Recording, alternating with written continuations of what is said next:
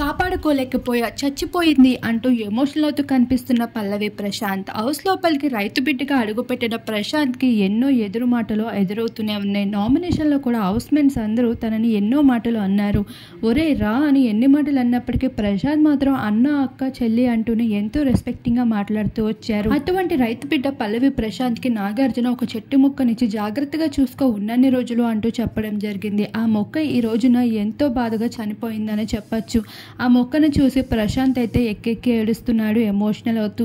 అసలు ఒక మొక్కనే చూడలేకపోయావు, నువ్వేంట్రా రైతు బిడ్డ అని నన్ను హేళన చేస్తారు, ఇప్పటికే నన్ను చాలా హేళన చేస్తున్నారు, అటువంటి వాళ్ళకి మరో అవకాశం ఇచ్చిన వాడిని అవుతాను అంటూ చాలా బాధపడుతూ ఆల్రెడీ కంటెస్టెంట్స్ తనని ఎంతలా బాధ పెట్టాడనే విషయాన్ని గుర్తు చేసుకుంటూ ఒంటరిగా కుమిలిపోతూ ఉన్న ప్రశాంత్ వీడియో ఇప్పుడు సోషల్ మీడియాలో వైరల్గా మారుతూ ఉంది.